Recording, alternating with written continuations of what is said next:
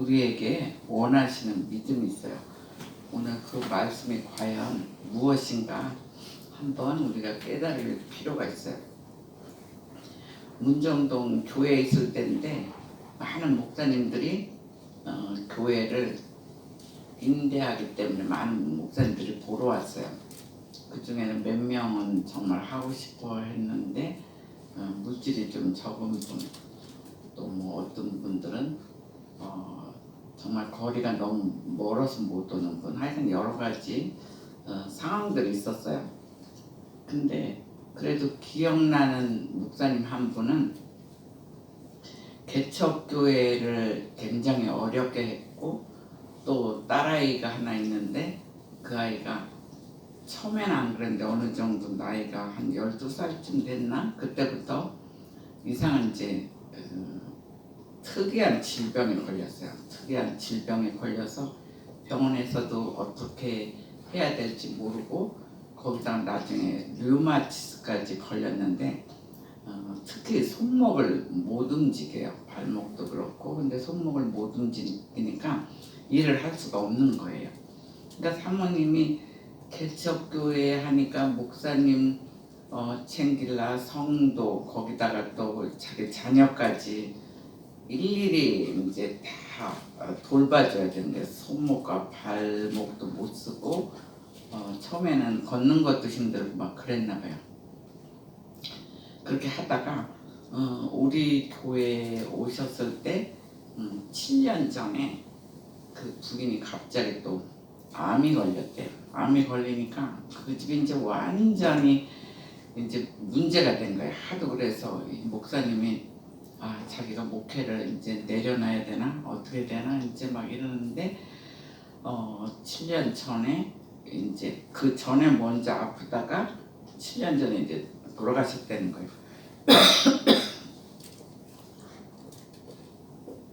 돌아가시기까지 하니까 이제 막 그 집안이 이제 완전히 올스톱이죠. 그러니까 뭐 이제 목사님이 살림도 할라, 딸도 챙길라, 너무 이제 힘든 최악의 상태로 왔어요. 그런데 1년쯤 되니까 이제 이 아이가 조금 회복된 것 같아요. 마음이. 자기 엄마가 최고로 자기를 돌봤는데 엄마가 돌아가신 거 자기 때문이 아닌가 막 이런 죄의식까지 있었고 되게 힘들 때였어요.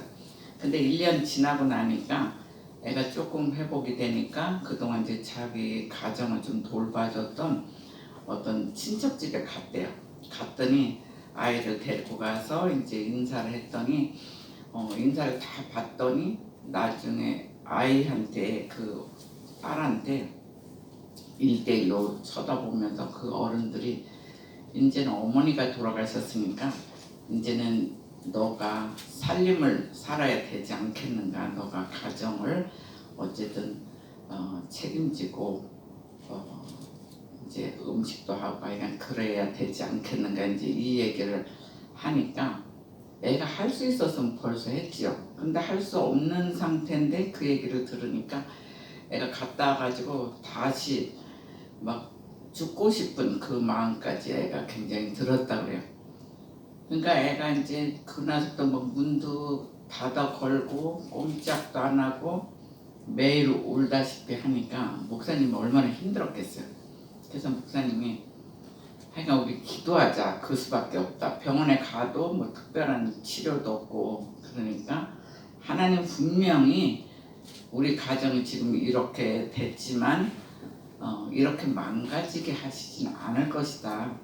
그리고 내가 목회를 자꾸 이렇게 해서 그만둬야 되나 하고 기도해보면 그건 아닌 것 같다. 그러면서 그냥 기도하자 그랬대요.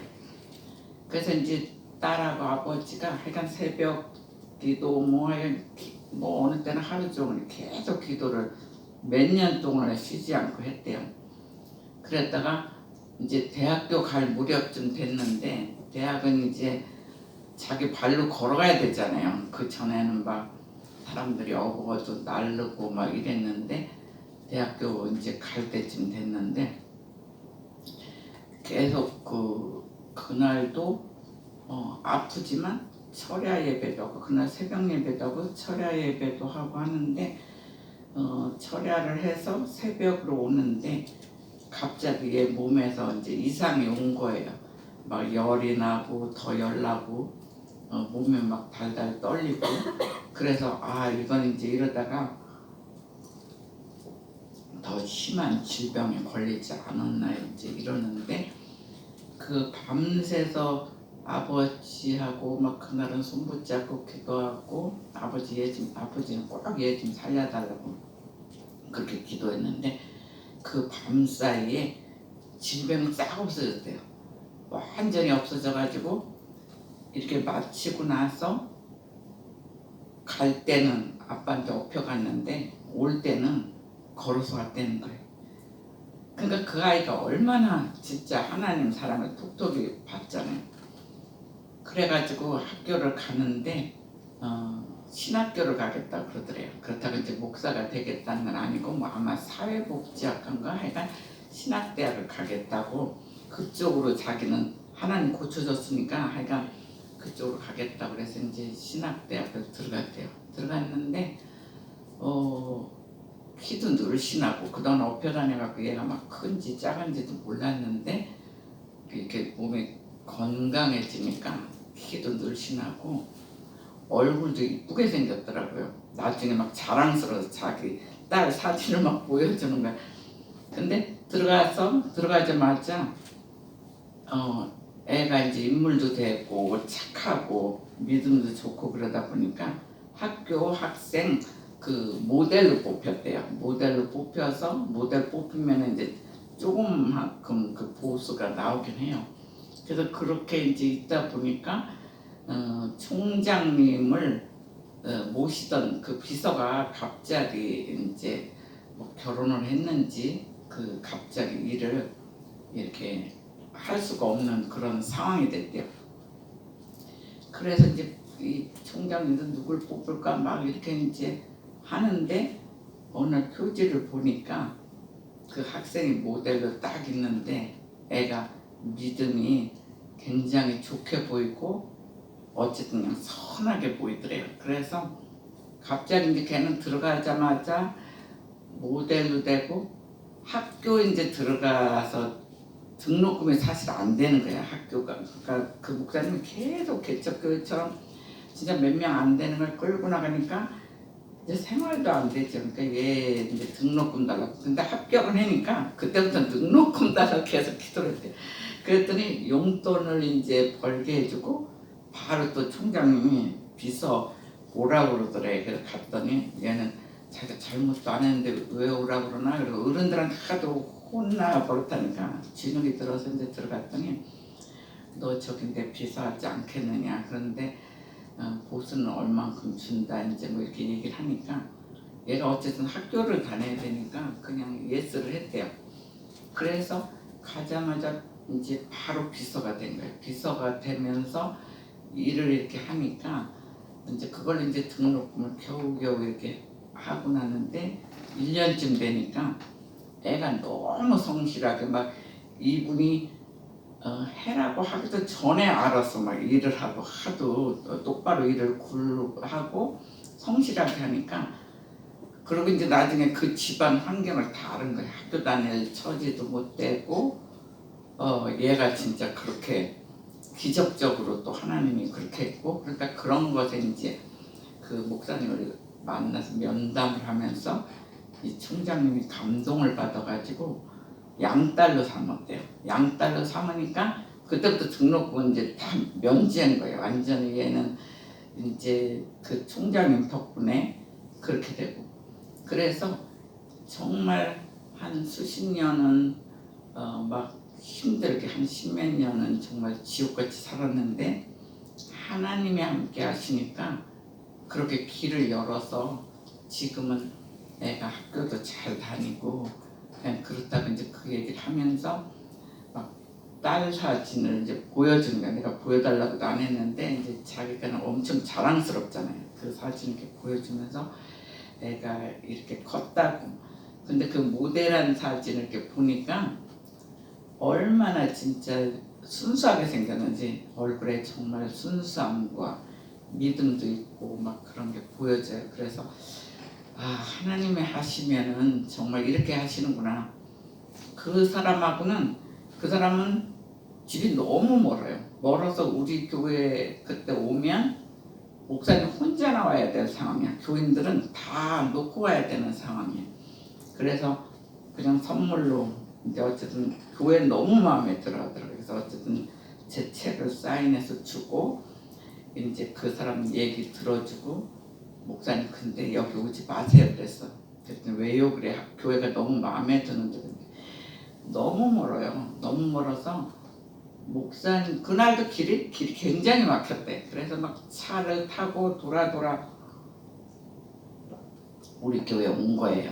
그래서 성도들은 아직 이제 많지 않아서 다시 개척하는 마음으로 와야 된다고 그러더라고. 그래서 한 명 한 명이 어쨌든 목사님 양이니까 거기서부터 더 다시 출발하라고 여기 오지 마세요. 그러고 이제 마음 같아서는 그 사람이 오고 싶어 하니까 우리는 빨리 또 임대를 내야 되지만 그 사람 얘기 이렇게 쭉 들으니까 그렇게 하면 안 되겠어요. 그래서 오지 말라 그랬어요. 그래갖고 그때도 내가 그것을 이제 하면서 보니까 한 사람 한 사람 내가 상담하고 있더라고요. 무슨 교회를 빨리 이렇게 내놔야 된다 그게 아니고 이상하게 얘기도 안 했는데 자기네들이 이제 힘든 상황이 있으면 막 와서 다 보고를 하는 거예요. 내가 뭐 그거 듣고 싶겠어요. 지금 빨리 나가고 우린 이쪽으로 오면 좋겠다 하는데 그냥 그랬어요. 그래서 한 명 한 명 만나면서 제가 들어주고 또 그들에게 내가 계속적으로 간간히 중보기도 하겠다. 하나님이 이렇게까지 딸을 했는데 목사님 그렇게 성실하게 하는데 그 교회를 안 열겠냐. 그러니까 오시지 말고 거기서 기도하세요. 이런 그분이 생각나요. 그분이 이름도 지금 기억나요. 이름이 특이해. 이름이 황보석 목사님의 보석이에요. 그래서 이 목사님은 정말 보석같이 일을 하니까 딸이 또 이렇게 하나님이 풀어주는구나 이제 이런 걸 보았어요. 그 후로는 이분이 얘기하는 게 뭐냐면 그 전에도 감사기도를 많이 했지만 딸 일이 기적이 일어나면서 딸과 자기는 하루도 안 빼놓고 날마다 감사기도 한다고 그러더라고요. 하나님께 뭐 이래서 감사 저래서 감사하면서 매일매일 감사기도 하면서 산다고 그래요. 근데 의사들을 제가 이제 가끔씩 만나거든요. 의사 집안에 아픈 사람도 있고 또 우리 교인들이 아프면 또 의사들을 또 만나기도 하고 그래서 보니까 미국의 의사분이 얘기하는데 과학적으로 통계를 냈는데 감사가 항암제다 그렇게 얘기를 하는 거예요. 감사가 그렇게 감기약보다 제일 좋은 약이 감사약이다 이렇게 아주 통계를 냈대요. 감사가 그렇게 좋대요. 그래서 우리 인생에서 정말 간절히 1분을 감사를 하면 24시간 면역체가 생긴대. 근데 막 분노하고 억울해하고 막 속상해갖고 분노를 1분 하면 6시간에 그 독한 그 면역체는 사라지고 아주 독한 그 나오는 게 6시간 분비된대. 그래서 이제 그런 걸 보면서 정말 감사가 우리를 치료하는구나, 치료제구나 이제 이런 생각이 들어요. 그래서 오늘도 이제 계속 기도하면서 하나님께서 정말 우리에게 원하시는 믿음이 뭐지? 이제 이러면서 그런 사건 속에 감사 속에서 이제 체크가 된 거예요. 도대체 하나님이 많은 믿음도 있는데 우리한테 진짜 원하는 믿음이 뭔가. 그래서 오늘 주제가 이제 시편 55편이 된 거예요.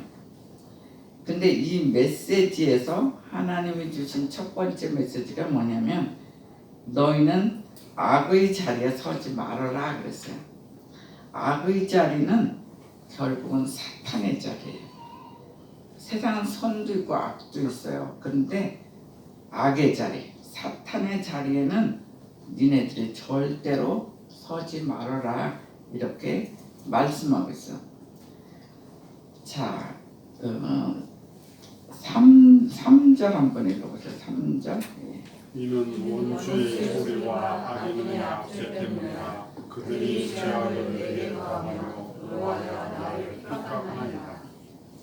예, 이 시편 55편은 제일 믿고 충성하던 다윗의 친구 아히도벨의 반역이에요. 아히도벨이 그 나라가 잘 크도록 이렇게 지금 같은 총리 역할 정도로 그 모사였었어요. 그리고 친구 역할, 제일 절친한 친구인데 이 아히도벨이 다윗의 아들 압살롬이 반역을 할 때 가만히 보니까 다윗한테 붙는 것보다 압살롬한테 붙으면 더 이제 자기한테 유익할 것 같아서 갑자기 이제 반역을 한 거예요. 거기다 더 나가서 그의 아들 압살롬의 음모예요. 그 아들 중에 제일 남자답고 용맹스럽고 이런 사람은 압살롬이었어요. 이런 반란을 안 일으키면 압살롬이 그냥 왕이 될 수도 있어요. 근데 그걸 못 참고 미리 아히도벨과 압살롬이 음모를 해서 이스라엘 왕이 되기 위해서 아버지 다윗에게 음모와 반역을 일으킨 사건이 오늘 시편 55편이에요. 근데 살다 보면 가장 가까운 사람들의 배반, 그건 아픈 거예요. 한 사람이 배반하면 안 만나면 돼요. 그 사람 소식도 안 들으면 돼요. 어쩌다 배반하면 그래, 아니 그 사람은 끊자 그러면 돼요. 근데 이 다윗은 가장 가까운 사람들의 배반, 그리고 믿고 사랑하였던 아들까지 그 배반은 더욱 다윗을 힘들게 했다는 거예요. 근데 우리도 그렇잖아요. 그냥 대충 가까운 사람이 배반하면 만나지 않든지 너무 얄미우면 어느 날 잡아서 욕을 시켜나든지 뭐라고 하고 끊어버리면 돼요. 근데 가깝게 진짜 믿었는데 믿은 사람이 반역을 하고 또 가족이 반역하고 아버지 아들 사이가 그런 반역은 배반은 엄청난 아픔이었죠. 그래서 이 사건을 통하여 다윗은 마음이 찢어지듯이 아팠다고 고백을 하고 있어요. 근데 거기에서 머물렀던 게 아니라 확실히 믿음이 좋은 왕이었기 때문에 하나님께 기도를 했다고 얘기하고 있어요. 고백하고 있어요. 나는 하나님께 기도했다. 자, 1절 한번 더 읽어주세요. 1절이요. 하나님이여 내 기도에 귀를 기울이시고 내가 간구할 때 숨지 마소서. 2절이요. 내게 붙이사 응답하소서. 네. 내가 근심으로 행하지 못하여 탄식하오니. 네, 자기가 막 기도할 때 간절히 기도할 때 숨지 마소서 이렇게 이제 얘기를 하는 거예요. 근데 그렇게 기도하고 그들이 막 언제 쳐들어올지도 모르고 너무 이제 무서운 것도 물론 있죠. 그래서 두려움과 떨림이 내게 이르렀다. 공포가 나를 덮었도다 이렇게 얘기하고 있어요. 그러니까 쉽게 말해서 사망의 위험이 내게 이르렀습니다. 그렇게 얘기하는 거예요. 그러니까 많은 원수 같고 반역자래도 모르는 사람들은 그 사람을 죽이기가 어려워요. 근데 가족들은 너무 알잖아요. 어디서 숨을 수가 있고 어디를 잘 가고 굉장히 그게 그러니까 죽기가 더 쉽죠. 얼마나 힘들면 사망의 위험에 내가 이르렀다. 내가 진짜 너무 이제 공포 속이다. 이렇게 생각하면서 주님께 다 고백하는 기도를 해요. 그래서 세상에는 선과 악이 있다는 거예요. 굉장히 좋은 것도 있고 악한 것도 있고, 그럴 때 우리에게 지금 지시하는 게 뭐냐면 의로운 편에 서라, 하나님 편에 손들라고 얘기하고 있어요. 지금 막 정치도 시끄럽잖아요. 정치도 막 뭐 민주당, 뭐 자유한국당 뭐 반 나눠져 가지고 백성들이 한 사람 때문에 둘로 나눠져 갖고 너무 시끄러워요. 그 크리스찬은 어느 쪽에 들어가는 게 아니에요. 하나님 쪽에, 하나님이 옳다 하는 쪽으로 손들고 하나님 영광을 해서 살아야 돼요. 근데 막 세상은 희한하게 이쪽 아니면 저쪽, 우리 민족의 역사를 보면 당파 싸움 때문에 망했었어요. 근데 지금도 그거하고 똑같은 거예요. 이쪽 아니면 저쪽. 어느 때는 목사님들조차도 막 거기에 들어가서 가입해가지고 막 그래요. 그래갖고 내가 막 개인적으로는 하나님 영광을 해서 기도해라. 왜 목사가 돼가지고 자꾸 그냥 그렇게 한쪽에 기도하느냐. 이제 막 친한 사람한테는 혼내켜요. 목회자나 여러분들은 하나님 편에, 하나님 영광을 해서 하나님이 옳다고 하고 하나님께 기도하면 하나님이 해결해줘요. 근데 우리가 막 이 편 가고 저 편 가면 그건 별로 좋은 건 아니에요. 악한 곳은 자꾸 분리를 시켜요. 악은 이쪽이다 저쪽이다 분리시켜서 반대쪽은 저주하게 만들고, 악은 확실히 사탄은 우리에게 유익하지 못해요. 그래서 항상 의로운 편에 서고 하나님 편에 서라고 주님은 말씀하고 있어요. 어느 때는 우리에게 이익이 있어도 절대로 악의 편에 속하지 말라고 다시 한번 얘기하고 있어요. 그리고 악의 편에 서는 자는 반드시 하나님의 보응이 있다 이렇게 얘기하고 있어요. 악에 손을 들다 보면 언젠가는 하나님의 보응이 있다고 분명히 얘기하고 있어요. 그 얘가 누구냐면 압살롬이에요. 이스라엘 가면 압살롬 무덤이 있어요. 이 무덤은 대개 다 왕들은 왕의 무덤에 있어요. 그 왕 대대로 그 무덤에 있는데 압살롬은 무덤은 왕들의 무덤에 있질 않아요. 지금도 가면 기드론 골짜기 완전히 외딴 곳 길가에 있어요. 근데 거기에 이렇게 탑처럼 이렇게 동그랗게 되고 이렇게 탑처럼 이렇게 만들어졌어요. 근데 정 가운데 구멍이 점점 커지고 있어요. 굉장히 구멍이 커 있어요. 그 구멍이 왜 그러냐면 지나가는 사람마다 그 시대에서부터 계속 돌로 던져가지고, 이게 왕자였었잖아요 사실은. 근데 한나라의 왕자인데도 불구하고 아버지에게 배반했다 그래서 그 무덤에, 왕들의 무덤에 안 있고 기드론 골짜기에 하도 돌을 던져서 이 탑 같은 게 다 막 돌자국들이 있어요. 근데 거기다 정가운데는 구멍이 있어요. 그래서 제가 2005년도에 갔는데 그때도 얘네들이 막 유치원생 같은 애들은 무슨 국민학교도 안 들어가는데 그런 아이들을 교사가, 그러니까 우리로 따지면 교사인데 랍비들이 이렇게 데리고 가요. 아이들 한 무리를 데리고 가서 부모에게 효도하지 않으면 이렇게 된다고, 아주 교육 장소에 거기가.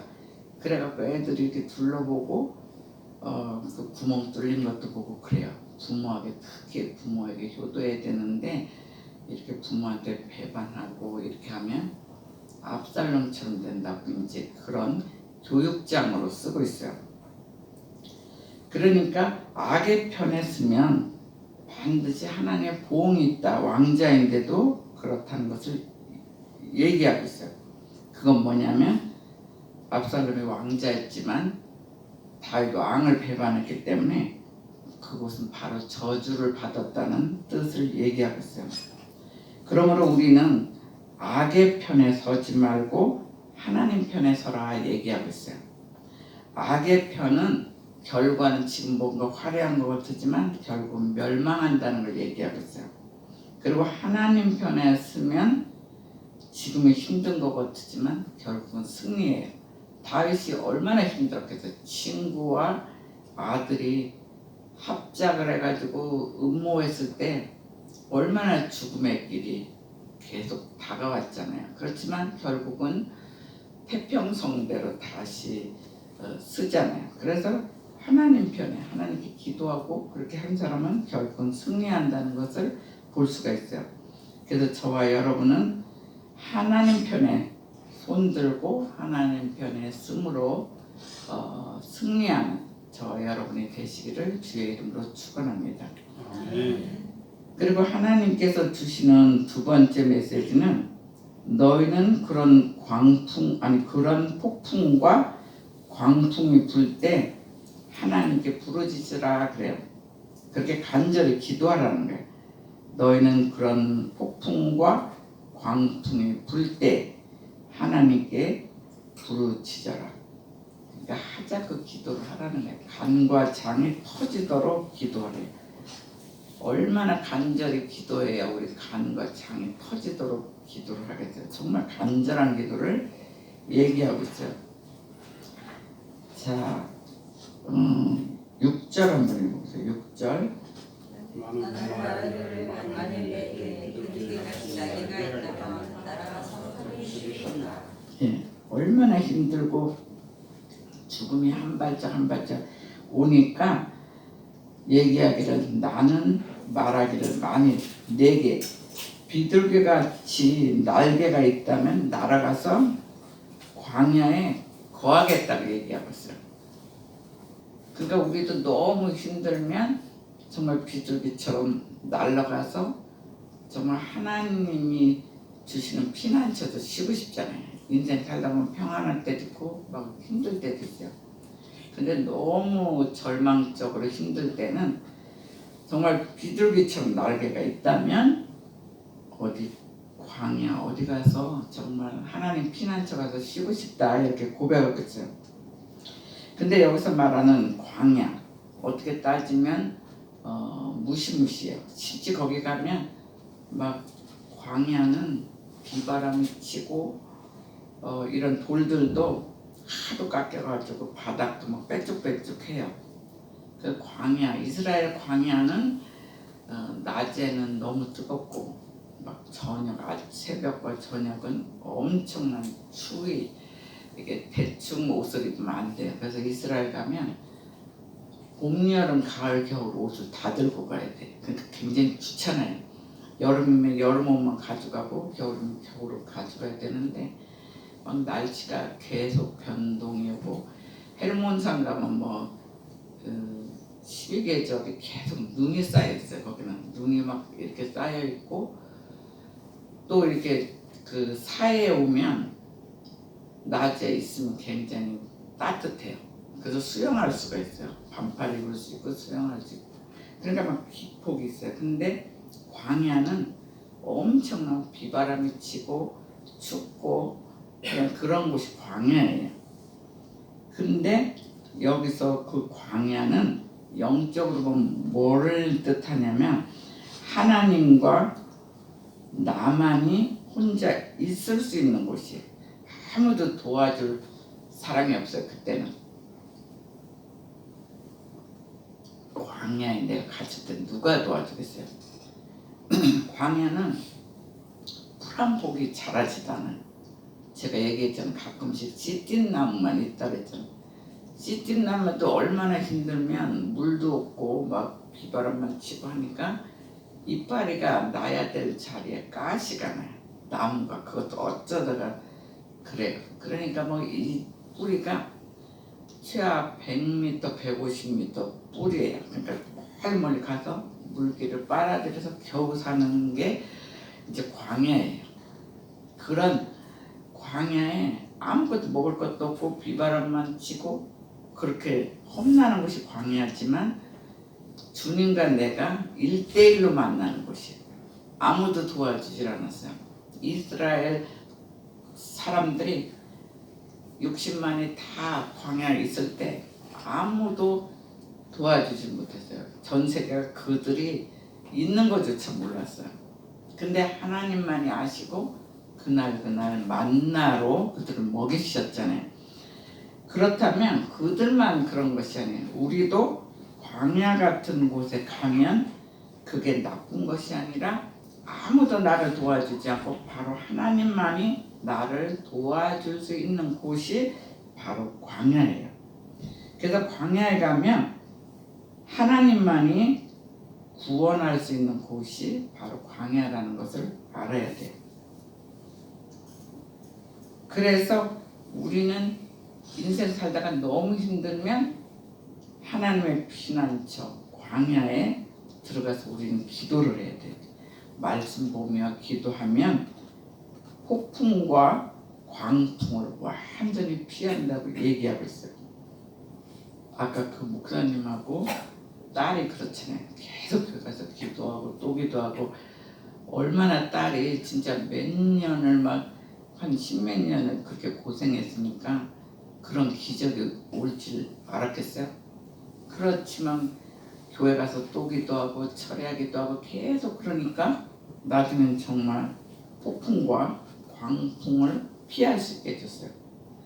우리가 최악의 시간에 하나님이 원하시는 광풍 안에 들어가서 기도한다면, 광야 가서 기도한다면 그것이 바로 하나님께서 주시는 나의 피난처예요.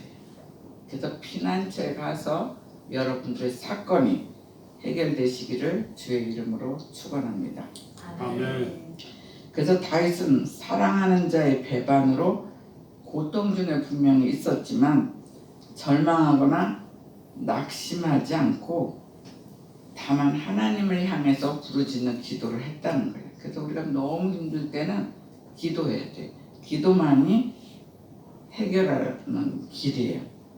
왜냐하면 문제의 해결자는 오직 하나님밖에 없다는 믿음 때문이에요.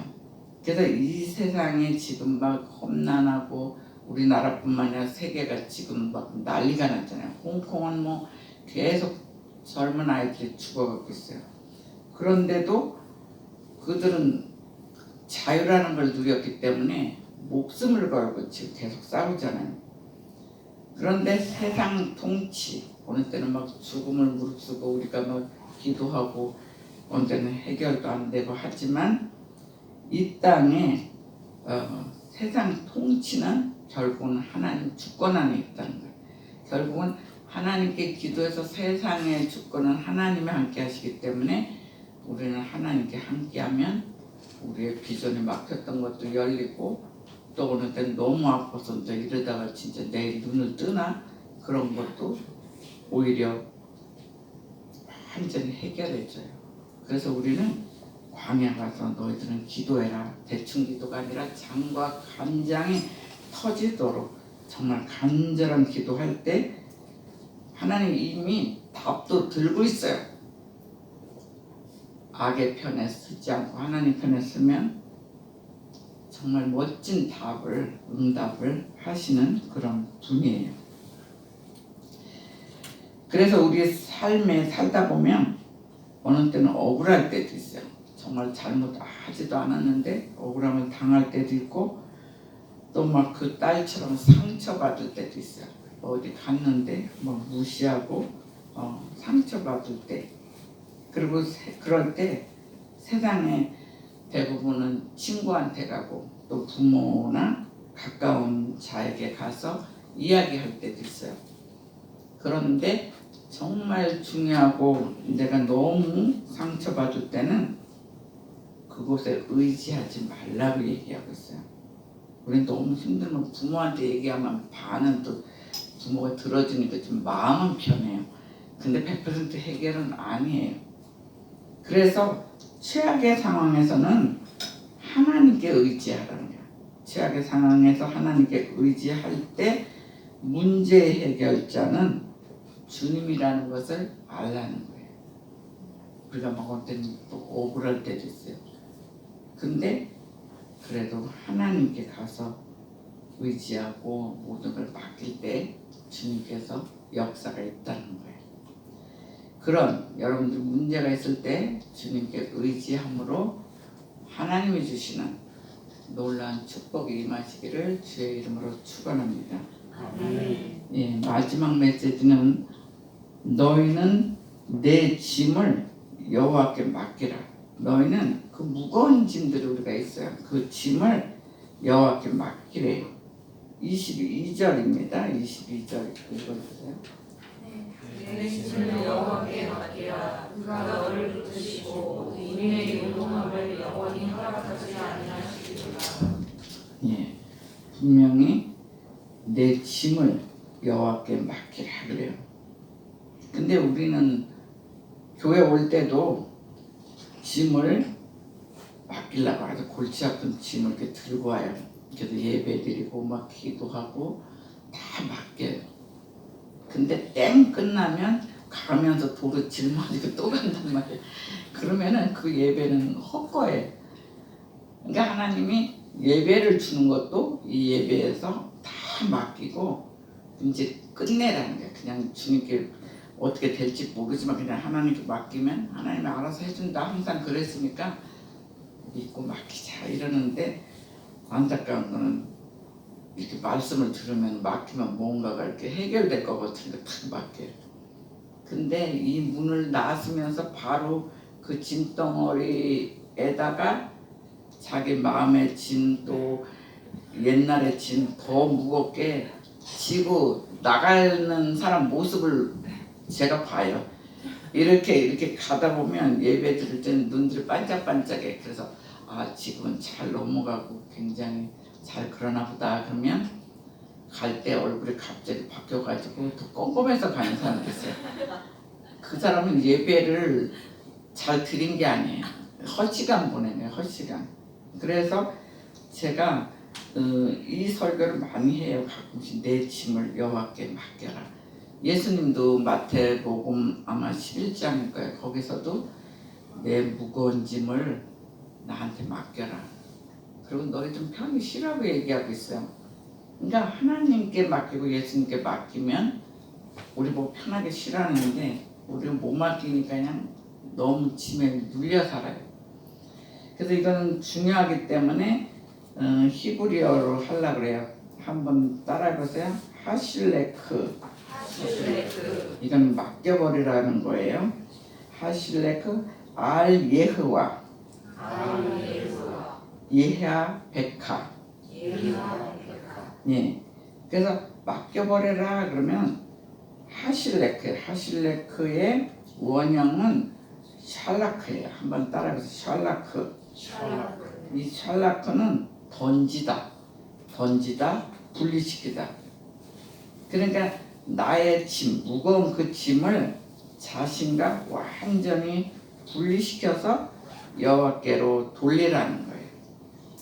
그러니까 이게 짐이면 이걸 내가 계속 갖고 있으면은 이게 내 짐이에요? 하나님 짐이에요?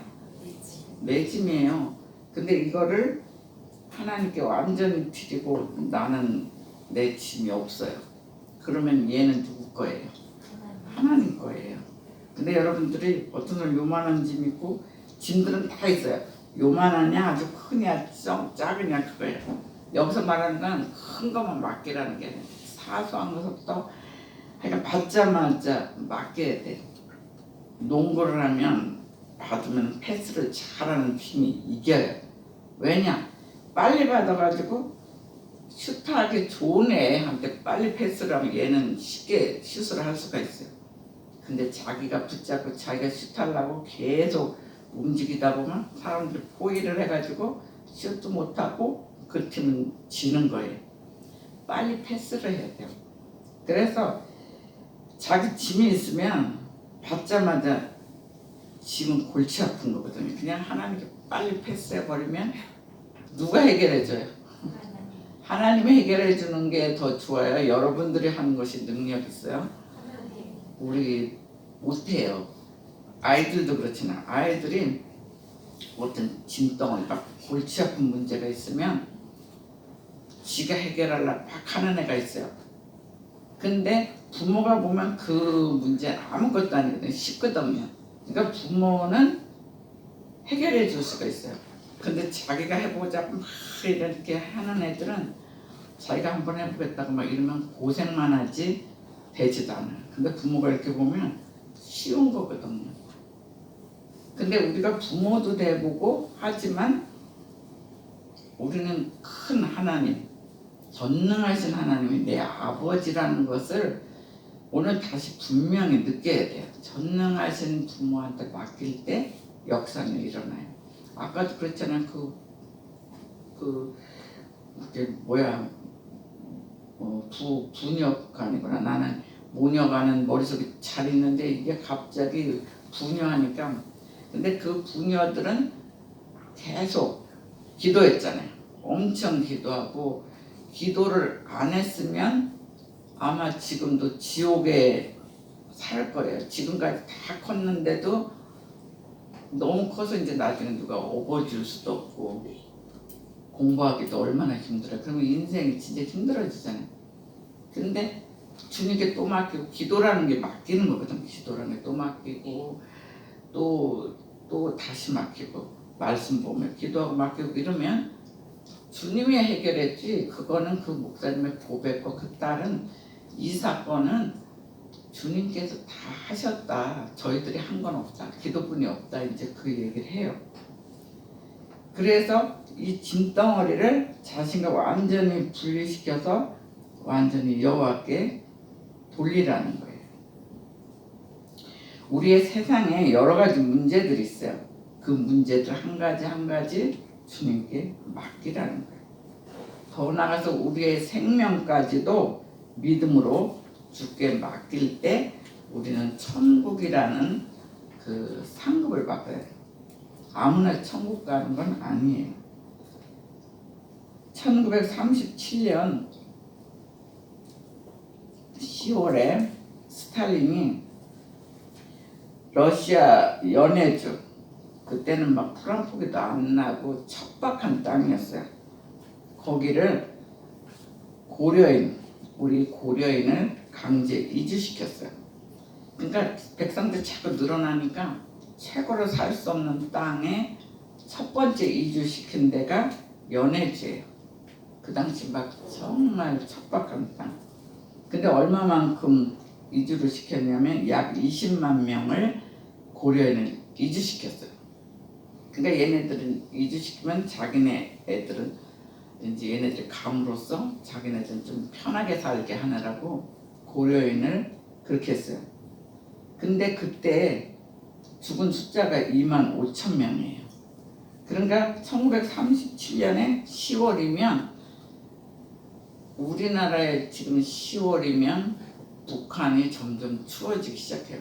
근데 연해주는 더위니까 걔네들 10월서부터 이 겨울을 났잖아요. 겨울을 나니까 반은 얼어 죽고 반은 굶어 죽은 거예요.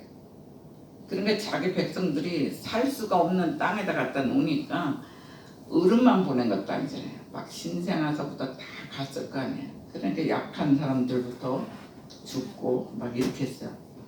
근데 그들이 잘한 게 뭐냐면은 그렇게 사람들이 자꾸 죽어가고 먹을 것도 없고 힘들 때 그들은 제일 먼저 교회를 세웠어요.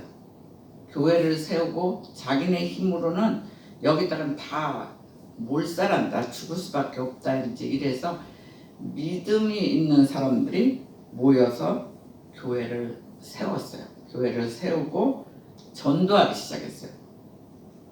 그러니까 교회를 세워서 예배드리고 막 이런 사람들은 주님이 도와주는 그걸로 어떻게든지 살아요. 그러니까 우리만 살지 말고 우리 백성들도 살자, 그래서 전도하기 시작했어요. 그래서 그들이 다 믿으면서 주께 맡김으로 그들이 전체가 살고 승리했다는 거예요. 오죽하면 러시아 속담에 고려인은 그냥 큰 바위에다 이렇게 던져도 그 바위에서 새싹이 난대요. 그만큼 고려인들이 강한 거예요. 우리들 바위에다 갖다 넣어보세요. 한 달이 아니라 일주일 있으면 막 굶어 죽고 거기다 겨울에 갖다 놓으면 원망 엄청 할 거예요. 완전히 한 달만 추운 데 갔다가 바위에다 갖다 놓으면 거의 좀 굶어 죽죠. 뭐 한 달도 안 돼서 죽을 수도 있어요. 근데 러시아 속담이 그런 거예요. 이 고려인들이 얼마나 강하면 바위 위에다 고려인을 던져놔도 그 바위에서 새싹이 난대. 얼마나 그런 속담이 있는데 그게 어디서 나왔냐? 그 기초가 예수 그리스도를 믿었다는 거예요. 교회가 세워지고 예수 그리스도가 믿어짐으로 그 당시 25,000명이 죽었지만 지금도 든든하게 잘 살고 있어요. 물론 러시아 나쁜 놈들이죠. 나쁜 놈들이지만 우리는 또 살아야 되잖아요. 제가 우즈베키스탄 갔을 때도 그 고려인들이 생긴 게 똑같잖아요.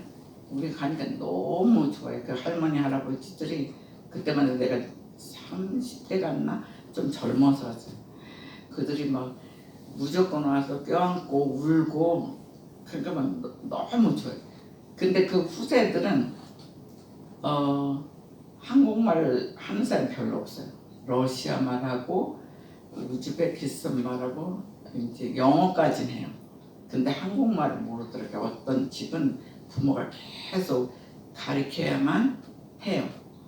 근데도 생긴 게 똑같으니까 이 예배가 끝나자마자 막 젊은이고 어른이고 다 와가지고 이제 한국 얘기를 듣고 싶은 거예요. 그 한국 사람이라고 막 너무 좋아하고 막 안아주고 이제 내가 안아주는지 그들이 안아주는지 모를 정도 서로 막 껴안고 또 어떤 사람 막 자기네 집 가자고 그래갖고선 또 맛있는 것도 대접하고 막 그래요. 그만큼 우리 백성들이 곳곳에 고생하지만 지금은 그래도 다 잘 살고 있어요.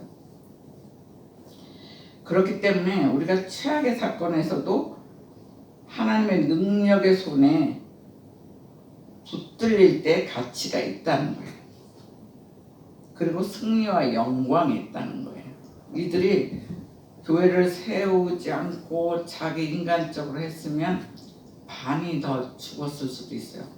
근데 주님께서 살려주시고 지금은 넉넉히 살 수 있도록 그래서 우리 역시도 최악의 사건이 있어도 하나님의 능력의 손에 우리가 맡기라는 거예요. 그렇게 할 때만이 우리가 생명을 얻어서 승리와 영광을 돌릴 수 있다는 거예요. 그럴 때만이 우리가 영영이 요동치 않게 된다는 거예요. 이 다윗도 하나님께 문제마다 올렸기 때문에 영영이 요동치 않게 하리라 주님께서 오늘 분명히 얘기하고 있어요.